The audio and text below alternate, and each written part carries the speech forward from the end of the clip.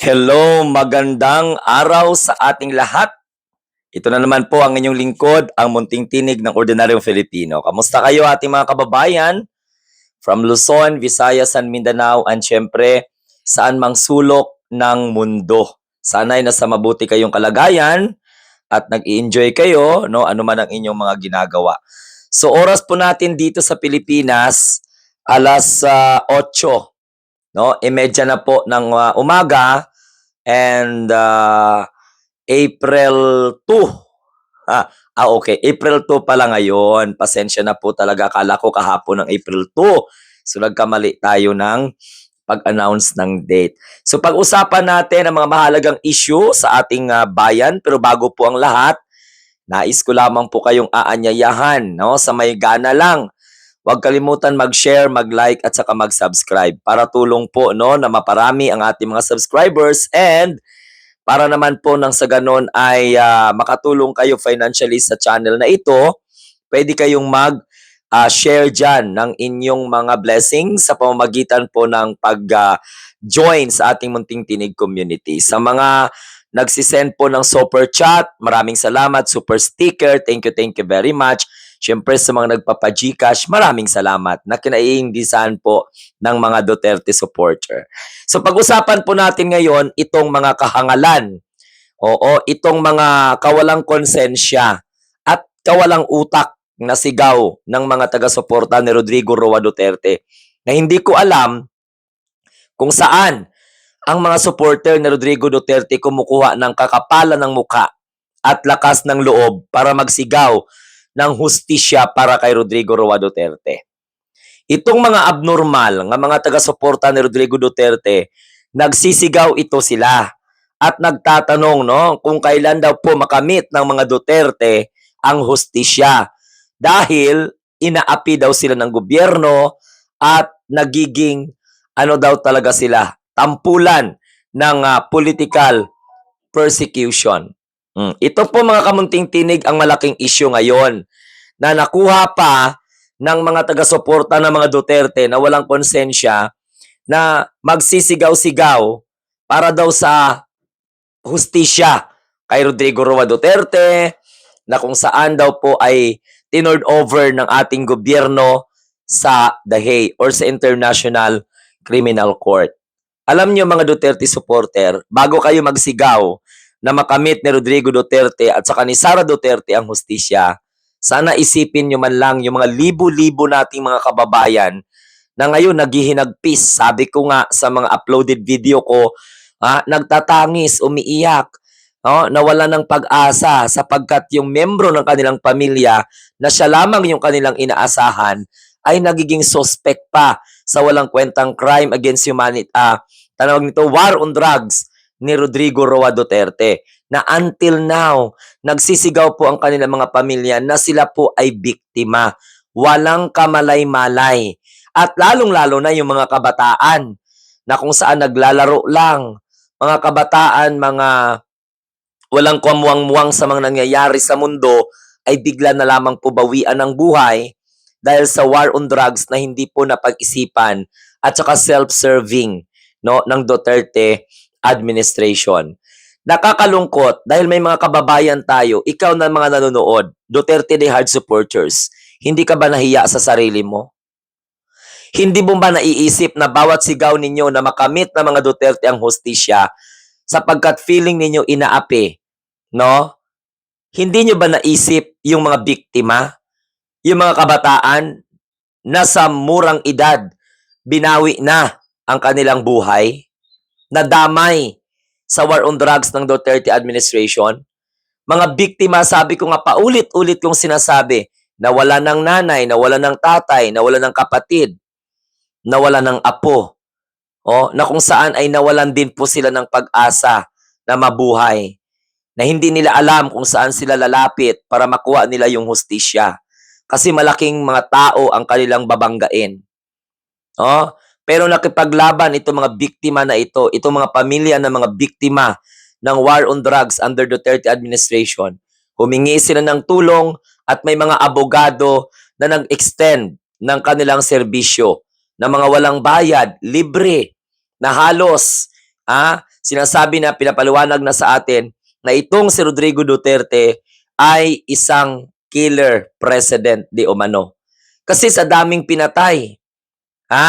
And take note kahit 3 lang pala, pwede kang makonvict against crime, against humanity. Kasi mayroong mga precedents na talagang kahit 3 or 4 lang ang napatay mo, at depende pa sa nature kung paano mo pinatay, pwede kang papatawan ng crime against humanity. Mga kamunting tinig, no? Nais ko lamang pong sabihin ito sa mga Duterte supporter na until now, pilit niyong tinitwist ang katotohanan. Ang pamilya ng mga biktima, nakipaglaban halos sa loob ng 8 taon. Hindi nila tinigilan ito hanggang sa dumating yung araw na arestuhin si Rodrigo Roa Duterte ng Interpol sa bisa ng arrest warrant na ipinalabas ng International Criminal Court. Wala akong narinig sa kampo ng mga Duterte na awa sila sa mga biktima. Wala akong narinig sa kampo ng mga Duterte supporters na sana po makamit ng mga biktima ang hustisya. Bagko sinisigaw pa nila na magkakaroon po ng hustisya ang kanilang Santo Rodrigo and Santa Sara. Tandaan po ninyo, ang gobyerno hindi po sila ginigipit. Hinahayaan po sila mag-mobilize ng kanilang mga grupo, magsagawa ng kilos protesta laban sa gobyerno, laban kay PBBM. Kahit nga nananawagan ng mga supporter ni Digong at saka ni Sara na dapat ma-impeach na si PBBM dahil di umano pagkasabwatan sa mga banyaga sa ICC para lamang po mahuli itong si Rodrigo Roa Duterte. Anong pakipagsabuatan? Ang tawag po doon, coordination at mandato po natin yan kasi membro tayo ng Interpol. At yan ang paulit-ulit kong sinasabi. At ito nga, ang kahit na anumang investigation, ang gagawin ninyo, kahit nga yung chairman ng Foreign Relation na si Amy Marcos, kilalang kaalyado ng mga Duterte, ni hindi man lang inisip kung ano po yung nararamdaman ng mga biktima. Kung ano po ang hinagpis ng mga biktima, mga magulang na nawala ng anak, maaga pa lang. Yan ang sinasabi ko sa inyo, mga Duterte de Hard supporters. Kahit na anumang investigation, ang ikandak ng kaalyado ni Rodrigo Duterte at saka ni Sara, wala pong epekto yan. Kaya tingnan mo, So, ang nangyari ngayon, meron pa daw na hearing. Pero tama po pala, nasabi ko at nakita ko na. Tama yung desisyon na wag nang dumalo. Oo. Kasi alam mo kung bakit. Nag-file na naman po ng mga petisyon ng kamag-anak ni Rodrigo Roa Duterte at ng kanyang mga abogado. Petition for certiorari, petition for the suspension of the writ of habeas corpus, suspension na kung saan ay, or petition. May mga temporary restraining order, may mga petition for certiorari. Ang dami nilang ging file sa Korte Suprema. So ano pang basis na manawagan pa ang committee na pinamumunuan ni Amy Marcos na itong si Amy ay wala pong isip sa mga biktima. Hindi man lang nabanggit doon na awang-awa sila sa mga biktima. Ang kinaawaan nila yung inaresto si Rodrigo Duterte, yung kinidnap di umano, yung mga violation di umano, kung paano hinuli si Rodrigo Roa Duterte. Alam ninyo, kung hindi lang tayo matalino at hindi lang tayo magaling mag-triangulate, at the same time, gamitin yung ating puso at isipan, bukas na mga puso at kaisipan, parang madadala tayo nito sa sigaw ng mga taga-suporta ng mga Duterte na ang mga Duterte di umano ay inapi ng administration. Alam mo, sa totoo lang, walang record na nang-aapi ang mga Marcos. Walang record na nagtraidor ang mga Marcos. Walang record na may nabalitaan tayong pinapatay. Samantalang sa mga Duterte, ang dami pong mga kaso nila. Ang dami pong mga ibinabato sa kanila. Corruption, crime against humanity. Isa pa, nagkaroon na naman po ng isang impeach na Duterte at walang iba kundi si Sara Duterte. Impeach naman si Sara sa Kamara. At ito pa, pinangangalandakan nila, justice for Duterte daw. Kahit sa mga international media, nagpapa-interview yung iba at mga kaalyado ng mga Duterte. Justice. Sigaw ng mga DDS, justice. Dapat daw makamit ng mga Duterte ang hustisya dahil inaapi. Di ba kayo nahiya? Uulitin ko ang tanong. Kayo na mga Duterte diehard supporters, hindi ba kayo nahiya? Ha? Hindi ba kayo nahiya sa mga kaluluwa ng mga suspetsado di umano? Suspect. Pero bakit hindi po sila nabigyan ng pagkakataon na maidepensa ang kanilang sarili? Mabuti pa nga si Rodrigo Duterte buhay. May pagkakataon pang pasinungalingan niya ang lahat ng akusasyon laban sa kanya na ang kanyang ginawa ay hindi po labag sa karapatang pantao, hindi po labag o hindi po karapat-dapat kasuhan ng crime against humanity. Mabuti pa si Rodrigo Duterte, makakausap niya pa ang kanyang mga abogado upang ipagtanggol ang kanyang sarili. Mabuti pa si Rodrigo Roa Duterte, narinig niya pa ang suporta ng kanyang mga taga-suporta. How about yung mga biktima? Narinig na ba ngayon ng mga biktima? Yung panawagan at pagpapasalamat ng taong bayan na nahuli na po si Rodrigo Roa Duterte ng Interpol sa visa again ng ICC warrant of arrest. Mahiya kayo sa mga sarili ninyo. Wala kayong konsensya. Malademonyo mga Duterte supporters na anti-government, anti-Marcos ang mindset po ninyo. Napakawalang hiya po talaga ninyo. No, alos parang hindi na kayo tao, mukhang tao na kayo. Kasi wala kayong simpatya sa tunay na mga biktima. Si Rodrigo Duterte ang nambiktima dito. Kaya wag niyong i-portray na mga biktima po ang mga Duterte. Si Sara Duterte, ha? Justice for Sara? Political persecution? No, that's not political. Lumabag si Sara Duterte sa batas. Ayon po sa ating mga mambabatas, sa paggamit niya ng pondo ng kanyang opisina in the name of confidential funds. So please lang, wag niyong ibahin yung kwento. Dahil kami, na mga matitinong mga mamamayan, ha, hindi namin titigilan upang maunawaan ng sambayan ng Pilipino na ang talagang biktima dito ay ang mga namatay, yung mga namatayan, yung mga kawawa po natin na mga kababayan na umaasa lamang po sa lakas ng mga taong pinatay during war on drugs na hindi naman po napatunayan kung sila po ay talagang mga kriminal o kung sila lamang po ay dapat intindihin. Sa bagay, wala namang holistic approach ang war on drugs ng Duterte administration. Nakakatawa lang kasi may mga kababayan po nating nagsisigaw na hustisya para kay Rodrigo Roa Duterte. Paano natin gagawaran ng hustisya yan? Yung isang leader na kung saan ay naharap sa crime against humanity. Kasi karumal-dumal ang pagpatay sa ibang mga biktima ng war on drugs ng Duterte administration. Sa panahon ng Duterte administration, lumaganap ang kriminalidad. Ang daming mga kriminal, pagala-gala kasi maraming pinatay. At walang investigation. Walang record. Patunay lamang po na parang pinagtatakpan. Ang daming mga patay di umano ng mga drug addicts, yun pala ay for promotion, for reward and punishment.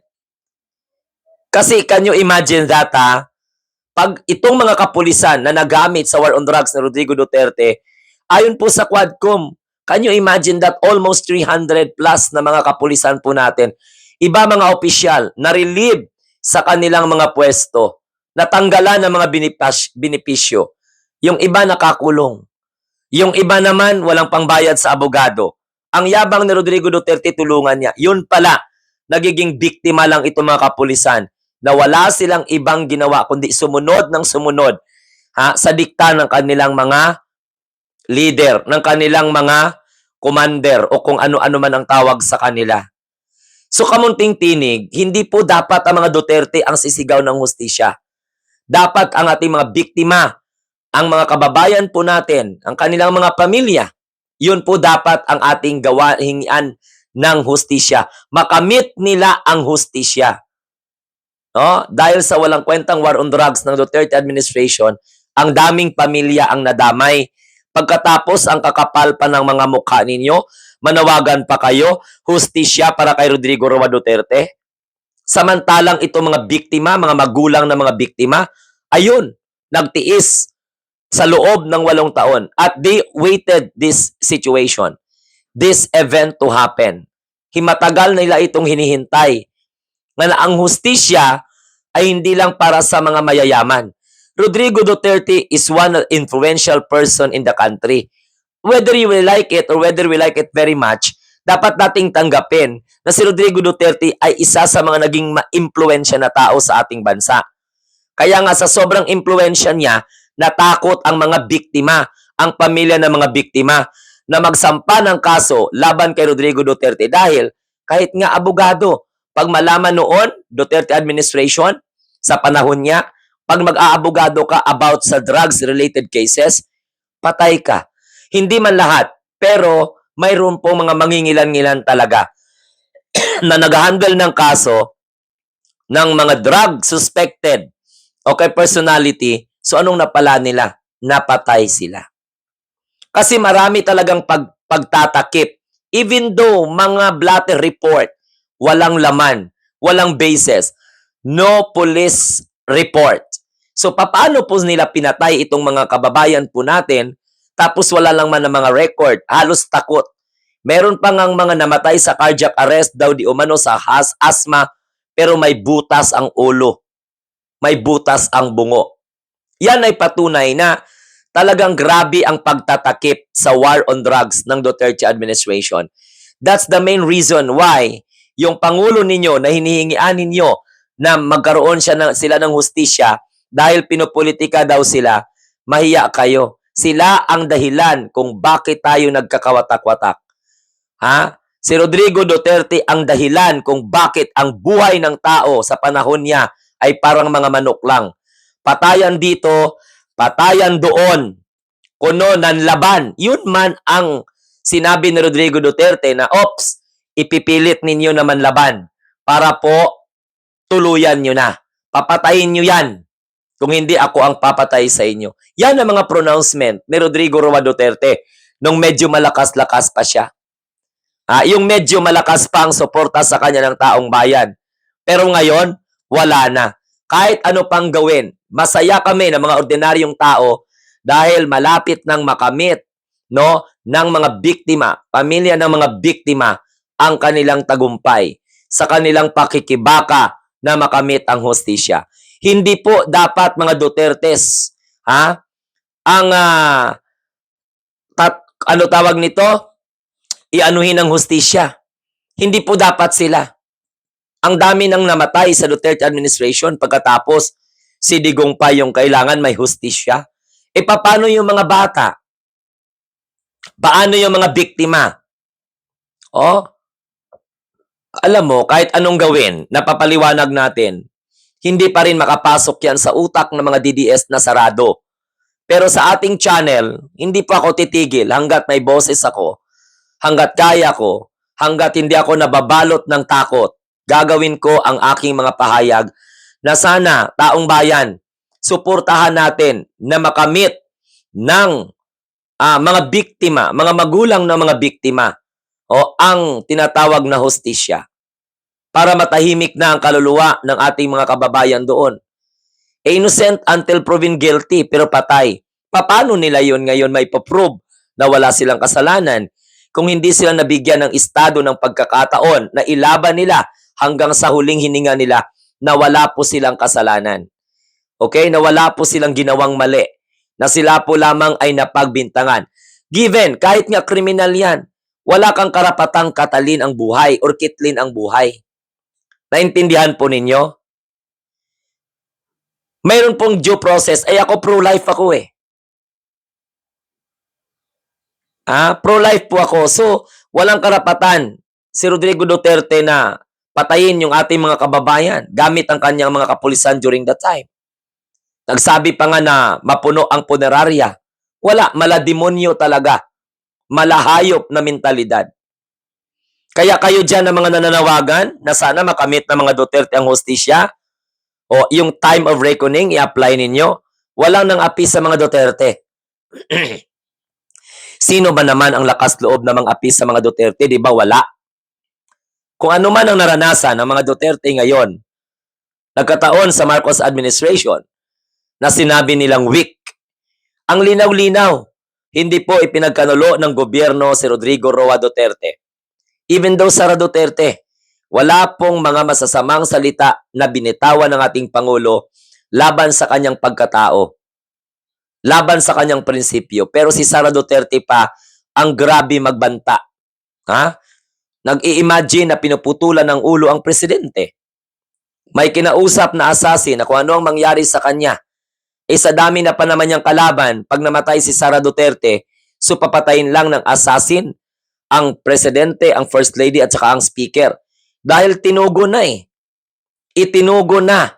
No? Ay nako, my God, Santissima Trinidad, patawara.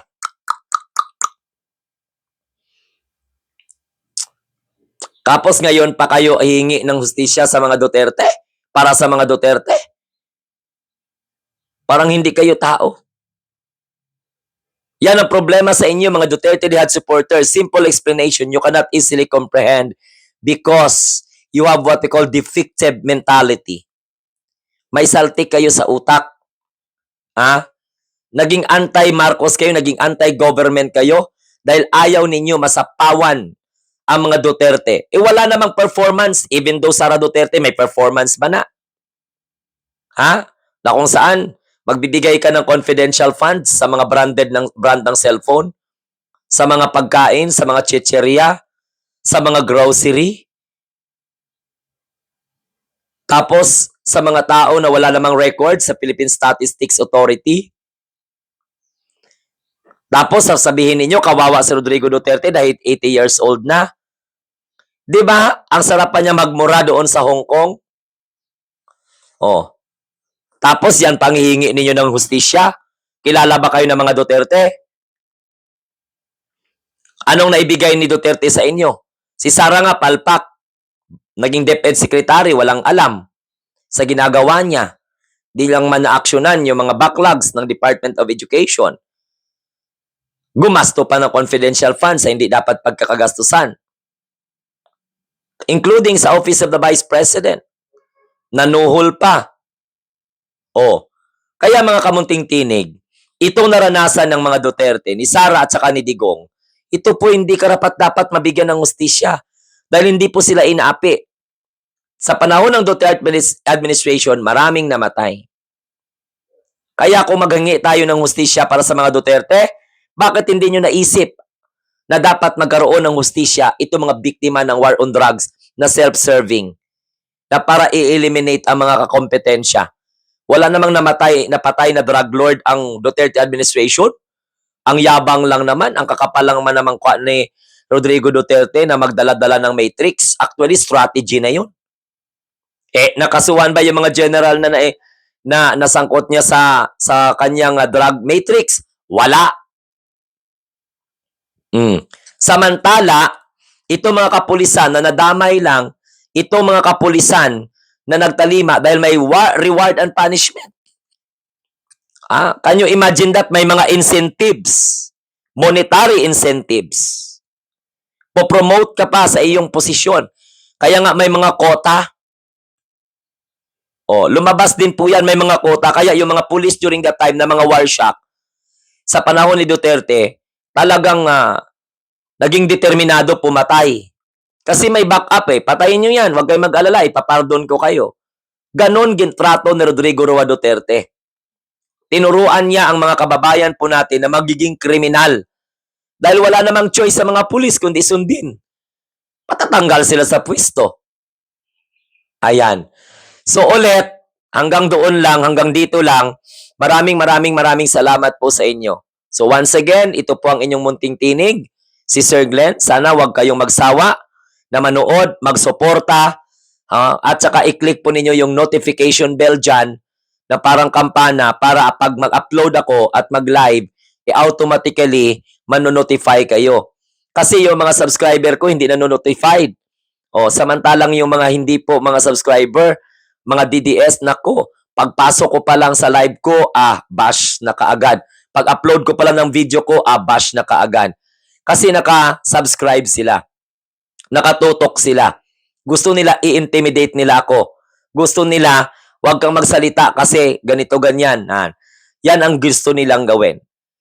pero hindi po tayo magpapatinag. So ayan ha, mahiya kayo sa mga balat ninyo, mga buang na mga didishits, mga baliw. Ha? Huwag si Rodrigo Duterte ang hihingi nyo ng hustisya. Hayaan yung mabulok siya sa kulungan ng ICC dahil mayroon siyang criminal's mindset. Hayaan nyo mabulok yan. Halaan nyo pagdusahan niya ang kanyang kasalanan sa sangkatauhan. Kaya nga nagkaroon siya ng crime against humanity, di ba? Di marunong mag-isip ng bawat tao, lahat ay may karapatang mabuhay. Di naman siya may-ari ng buhay ng tao, pero kung makademand sa mga kapulisan na patayin nyo yan. Pag hindi, tapos may mga ano pa, may mga gang pa.